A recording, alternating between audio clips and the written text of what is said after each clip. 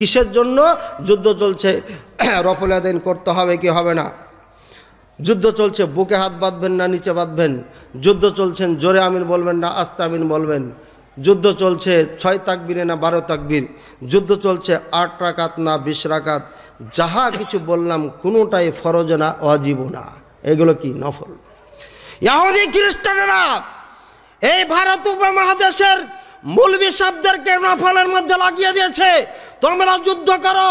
আর আমরা কুড়িগ্রাম রংপুর এলাকায় যাচ্ছি, উত্তরবঙ্গের মুসলমানকে খ্রিস্টান বানাবো, ওইদিকে আমরা বন্দরবন আর কক্সবাজারে ওই এলাকার মানুষকে খ্রিস্টান বানাবো। একদিন এমন আন্দোলন করব, বাংলাদেশ বলে একটা দেশের অস্তিত্ব রাখবো না, এটা আবার আমরা দখল করব। যেভাবে ভারতকে দখল করেছিলাম এভাবে বাংলাদেশকে দখল করব। এই পায়তারা বাংলাদেশ আবার শুরু হয়েছে। এই জন্য আজকের এই মাহফিল থেকে বলছি, ঠালাঠালি ধাক্কা ধাক্কি সবাই বন্ধ করুন। আল্লাহর কসম, এগুলো বন্ধ না করলে মুসলমান ধ্বংস হয়ে যাব। আর এর জন্য ওলামায়ে কেরাম আমরা দায়ী হব। আল্লাহর কাঠগড়া দাঁড়িয়ে আমাদেরই হিসাব দিতে হবে, জবাবদিহি করতে হবে। ভাইয়ের আমার, নবী করিম সাল্লাল্লাহু আলাইহি সাল্লাম মক্কায় যখন আসেন তখন দাওয়াতি কাজ করেছিলেন মক্কাতে 13 বছর। 13 বছরের মধ্যে মতান্তরে 10 বছর নামাজ রোজা হজ যাকাত কিচ্ছু ছিল না, শুধু ছিল লা ইলাহা ইল্লাল্লাহ। বলছে শুধু লা ইলাহা ইল্লাল্লাহ বলো, ইয়া আইয়ুহান নাস কুলু লা ইলাহা ইল্লাল্লাহু তুফলিহু, হে মানব জাতি তোমরা লা ইলাহা ইল্লাল্লাহ বলো, সফল হয়ে যাবা। কি আছে লা ইলাহা ইল্লাল্লাহর মধ্যে যে নবী করিম সাল্লাল্লাহু আলাইহি সাল্লাম মতান্তরে 10 বছর দাওয়াত দিলেন? এই 10 বছরের বক্তব্য কি ছিল? কোথায় সে বক্তব্য? ওলামায়ে কেরাম এই বক্তব্য কেন দেন না? শুধু নামাজের মধ্যে কোথায় কি করবে এই নিয়ে ব্যস্ত হয়ে গেলেন। আরে নামাজ তো 10 বছর পরে আপনার নাজিল হয়েছে। যারা এই 10 বছর আগেকার, এই 10 বছরের নামাজের আগের যে বক্তব্য ছিল, এই বক্তব্য যদি কেউ বুঝে নিতে পারে আর যদি সে বুঝে যায়, মেনে নেয়, তাহলে নামাজ অটোমেটিক তার মাঝে চলে আসবে, ও সালাতবিহীন থাকতেই পারবে না। তাই নবী করিম সাল্লাল্লাহু আলাইহি সাল্লাম নামাজ নিয়ে পরিশ্রম কম করেছেন, নামাজ নিয়ে পরিশ্রমই করেনি, শুধু কালিমা নিয়ে পরিশ্রম করেছেন। আর এই কালিমার জন্যই মক্কাবাসী তাকে বিতাড়িত করেছে, তাকে দ্বন্দ্ব সহিত করতে হয়েছে, এই মক্কা থেকে তাকে চলে যেতে হয়েছে শুধু এই কালিমার জন্য। কি আছে কালিমার মাঝে? ভাইয়ার আমার, কবরে 3টি প্রশ্ন হবে। কয়টি? 3টি মূল নীতি, একে বলা হয় ইসলামের মূল নীতি। তোমার রব কে ছিল? তোমার দিন কি ছিল? আমার নবীকা, তোমার নবী কে ছিল?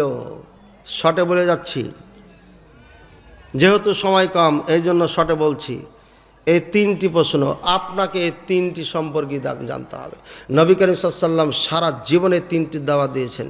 আল্লাহ সম্পর্কে দিয়েছেন, নবী সম্পর্কে দিয়েছেন, আর কি সম্পর্কে দিয়েছেন? দিন সম্পর্কে। বুনিয়াল ইসলাম আলা খামসিন, 5টির ওপরে ইসলামের স্তম্ভ। এবার আপনি চলে যান কোরআন হাদিসের মধ্যে, সমাধান পাচ্ছি কিনা। 5টির মধ্যে 1 নম্বর শাহাদাতি আল্লাহ ইলাহা ইল্লাল্লাহ ওয়া আন্না মুহাম্মাদুর রাসূলুল্লাহ, আল্লাহ ছাড়া সত্য কোনো মাবুদ নাই, মুহাম্মদ রাসূলুল্লাহ সাল্লাল্লাহু আলাইহি ওয়াসাল্লাম আল্লাহর প্রেরিত রসুল, মানে প্রেরিত বান্দা, মানে আল্লাহর রসুল সাল্লাল্লাহু আলাইহি ওয়াসাল্লাম। এই দুটার উপর ঈমান আনতে হবে। আল্লাহর প্রতি ঈমান আনা, রসুলের প্রতি ঈমান আনা, তারপরে নামাজ কায়েম করা, সিয়াম পালন করা, যাকাত দেওয়া, হজ করা। ভাইয়েরা আমার, এবার ঈমানদার, মুসলিম হয়ে গেছেন আপনি, এবার ঈমানদার হতে হবে। আমানতু বিল্লাহি ওয়া মালাইকাতিহি ওয়া কুতুবিহি ওয়া রুসুলিহি ওয়াল ইয়াউমিল আখির ওয়াল কদরি খাইরিহি ওয়া শাররিহি। ঈমান আনলাম কার উপরে? আল্লাহর উপরে। তারপর বলেন না ভাই, আল্লাহর প্রতি, তারপরে ও মালায়েকা ফেরেশতার উপরে, তারপরে সমস্ত আসমানি কিতাবের উপরে, তারপরে সমস্ত রসুল নবীদের প্রতি, তারপরে কিয়ামতের দিবসের প্রতি, তারপরে ভাগ্যের প্রতি, খারাপ হোক আর ভালো হোক।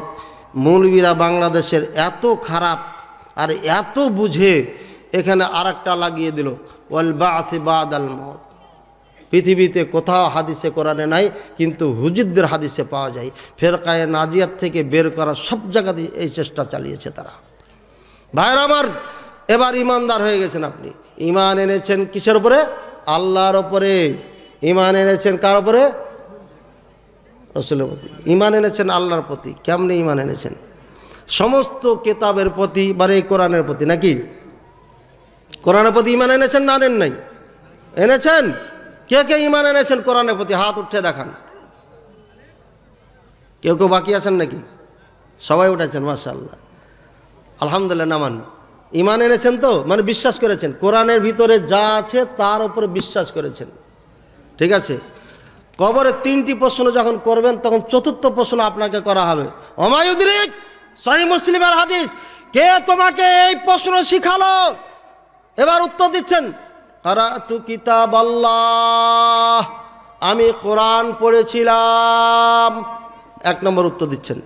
2য় নম্বর, আমানতু বিহি, এর উপরে ঈমান এনেছিলাম। তাহলে সবাই ঈমান এনেছি না? পড়েছেন কে কে কোরআন? হাত উঠান দেখি, আবার উঠান। আলহামদুলিল্লাহ, সবাই উঠেছেন তো? না, পড়েছেন তো সবাই, না? ঈমান এনেছেন? সবাই ঈমান এনেছেন? সত্যি? পরীক্ষা হচ্ছে কিন্তু আমরা তো বক্তব্য দিই না, আমরা তো ক্লাস নিই। আর ক্লাস যে নাই আমাদেরকে শিখিয়ে দিয়েছেন, যিনি নিবেন তিনিও ছাত্র, যারা না যিনি দিবেন উনিও ছাত্র, যিনারা নিবেন ওনারাও ছাত্র। আমরা সবাই ছাত্র, আমরা সবাই ছাত্র, এখানে টিচার কেউ না। ভাইয়েরা আমার, কোরআনের প্রতি ঈমান এনেছেন, সবাই বলেছেন। আপনার ছেলে সৌদি আরব থেকে চিঠি পাঠিয়েছে, ইয়া আবি কদ আরসালতু লাকা মিয়াতা আলফ টাকা আন তারিকিল ব্যাংকিল ইসলামী ফাস্তালিমহু বা'দা 4 আইয়ামিন। কি বললাম? এই চিঠিটা পাঠিয়েছে। পাঠার পরে এইভাবে খামে লেখা আছে, সুন্দর করে আপনার ছেলের রাইটিং, ছেলের রাখা, এতে কোনো সন্দেহ নাই। আপনি পাওয়ার পরে দৌড় দিয়ে স্টেজে এসেছেন, আসার পরে বলছে মাদারি সাহেব থামেন, কি হয়েছে? এই যে আমার ছেলে চিঠি পড়েছে, দেখেন আমার ছেলের হাতের লেখা, এই তো মাত্র 1 মাস আগে গেছে, হাতের লেখার কোনো পরিবর্তন না, হুবাহুব লেখা, এর মধ্যে কোনো সন্দেহ নাই, এটা আমার ছেলের চিঠি, এর ভিতরে যা আছে তারপরে ঈমান এনেছি, কোনো সন্দেহ নেই আমার। কিন্তু ও পড়ে নাই, এর ভিতরে কি আছে পড়ে নাই। আচ্ছা, এই বিশ্বাসের কোনো দাম আছে? যারা কোরআন পড়েন নাই, আপনি যে বলছেন বিশ্বাস করেছি, আপনি মিথ্যুক। কষ্ট পেলেন? মিথ্যুক বললাম তাই? আরে ভাই, কোরআন পড়েননি, আপনি কেমনে ঈমান এনেছেন বলেন? আপনি কাউরি মেয়েকে পায়গাম দেন নাই, ঠিক হয় নাই, আপনি বলেন বিয়ে করেছি। হ্যাঁ, ওই যে ছোটকালে শুনেছিলাম, আমাকে এক ভাই বলছে যে কোনো এক প্রধানমন্ত্রী বলছে ওর মেয়ের সাথে আমার বিবাহ হয়ে গেছে, অর্ধেক বিবাহ হয়ে গেছে। এই কেমন কথা, অর্ধেক বিবাহ মানে? বলছে আমি রাজি, ছেলে পক্ষ রাজি, খালি উনি রাজি হলে হলো। এটা হলো নাকি বিবাহ? ভাইয়ের আমার, আপনি চিঠি পাওয়ার সাথে সাথে বললেন বিশ্বাস করেছি। কোরআন দেখে আপনি বলছেন হ্যাঁ আল্লাহর কিতাব আমি বিশ্বাস করেছি, আপনি পড়েন নাই, আপনার বিশ্বাস মিথ্যা। এবার যারা পড়েছেন হাত উঠেছেন তো? এর মধ্যে কি লেখা আছে এটা পড়েছেন বটে, কিন্তু অনুবাদ বুঝেন না, তরজমা বুঝেন না। তরজমা না বুঝে কেমনে ঈমান এনেছেন আপনি? কিসের ওপর ঈমান এনেছেন? চিঠিতে লেখা আছে, হে আমার পিতা, আপনার জন্য 1 লক্ষ টাকা পাঠিয়েছি অমুক ব্যাংকের মাধ্যমে, সুতরাং 4 দিন পরে ওই টাকাটা উক্ত ব্যাংক থেকে উঠিয়ে নেবেন। আপনি এটা পড়লেন না, বুঝলেন না, এই 1 লক্ষ টাকা পাবেন। সারা জীবন চিঠি বুকে করে নিয়ে বেড়ান আর বারবার চুমা দেন, ছেলের চিঠি 1 লাখ টাকা কেউ দিয়ে যাবে আপনাকে? গোপন নাম্বার লেখা আছে, ওটা বলতে হবে, আরও কিছু ডকুমেন্টস থাকলে বলতে হবে। ভাইয়ের আমরা কোরআনের প্রতি ঈমান এনেছি, এটা মুখে দাবি, এটা মিথ্যা দাবি। কোরআন পড়তে পারে না, ও আবার কেমনে বলে আমি ঈমান এনেছি? আপনি 3টি প্রশ্নের উত্তর দেওয়ার পরে বলবেন এ আল্লাহ, এই ফেরেশতারা, আমি এই কিতাব পড়েছিলাম, তারপরে ঈমান এনেছিলাম, তারপরে আমল করেছিলাম। প্রথমেই পড়লেন না, ডিলেট হয়ে গেছেন, তারপরে বুঝলেন না, ঈমান এনেছেন, ডিলেট হয়ে গেছেন। আমল করলেন, বুঝলেন, পড়লেন, সব কিছু করলেন, আমল করলেন না, ডিলেট হয়ে গেছেন। আপনি ফেরকা নাজিয়াত থেকে বাদ হয়ে গেছেন।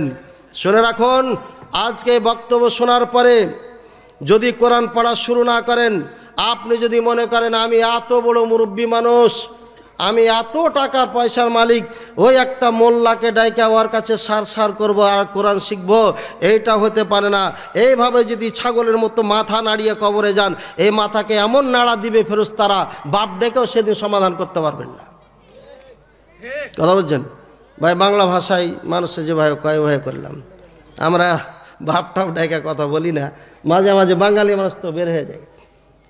সাবধান, কবরে এই কোরআন ছাড়া যাবেন না। এবার কোরআন থেকে আমরা দলিল নেব, কোরআন থেকে দলিল নেব। কোরআন বলছে নামাজ কায়েম করো, কোরআন বলছে আল্লাহর প্রতি ঈমান আনো। কিভাবে ঈমান আনতে হবে এটা হাদিসে আছে। আল্লাহ সম্পর্কে কিচ্ছু ধারণা নাই, কালিমার প্রতি বিশ্বাস স্থাপন করেছেন, কালিমা সম্পর্কে ধারণা নাই। বলেন তো কালিমা কয়টা? না কালিমা শর্ত কেউ কয়টা? কালিমা শর্ত কয়টি বলেন তো? কে বললেন? দুইটা। বলেন। টাঙ্গাইলের মানুষ সারা জীবন বক্তব্য শুনেছেন, এই ছাতিহাটি আর বল্লা এখানে ওলামায়ে কেরামদের মারকাজ, আপনাদের তাঁতের আর ব্যবসায় বিজনেসের টাকা হুজুরেরা কত যে নিয়ে গেছেন এটা আল্লাহ ভালো জানেন। হুজুর আপনাকে দিয়ে গেছে কি? খালি গালি আর হিংসা, হাসাদ আর ফেতনা ফাসাদ। ওকে ওই গালি দাও, ওকে ওই কাপড় দেয়। বাপরে বাপ, কী রে বক্তারে, এত বড় বক্তা তো জীবনে দেখিনি। ভালোই তো পাচ্ছে, এ তো সব মুখস্থ করে রেখেছে। এটা ইসলাম না। এই বক্তব্য দিয়ে আজকে আমরা ডিভাইডেড হয়ে গেছি মুসলমান। ঐক্যের সময় এসেছে, ঐক্য সময় এসেছে। ইমাম মাহাদির আগমন ঘটবে কোথায়? মক্কাতে। এখন যদি আপনি না বুঝতে পারেন, ইমাম মাহাদির অনুসারী হতে পারবেন না। আর ইমাম মাহাদির অনুসারী না হলে ফেরকায়ে নাজিয়া, নাজাত প্রাপ্ত দলের অন্তর্ভুক্ত হতে পারবেন না। গায়ে জোর দিয়ে ইমাম মাহাদির আপনার সৈনিক হওয়া যাবে না, গায়ে জোর দিয়ে জান্নাত অর্জন করা যাবে না।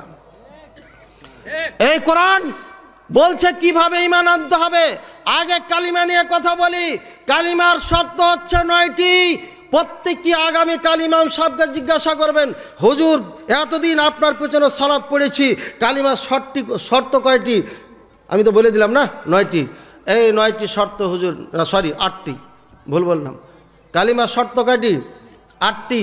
কালিমার শর্তটি একটু আমারে লিখে দেন, আমি মুখস্থ করব। আজ থেকে কালিমাওয়ালা মুসলিম হব। আমি কালিমা ছাড়া আজ জীবনে এই কবরে যাব না। পারবেন?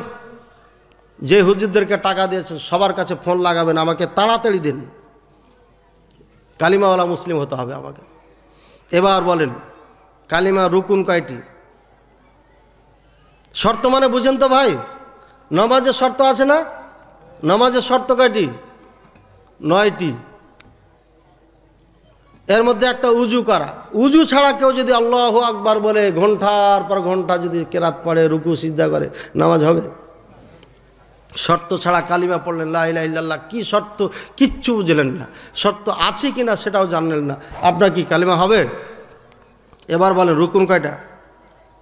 রুকুন ফরজ কয়টা বলেন? আঙ্গুলের দিকে দেখে তো বলতে পারেন। আমি শর্টে করছি এই জন্য। 2টা, একটা লা ইলাহা, একটা ইল্লাল্লাহ, 2টা রুকুন। নামাজের ফরজ কয়টা বলেন? হ্যাঁ কয়টা? 14টি। এই 14টির একটি যদি ছুটে যায় সালাত হবে?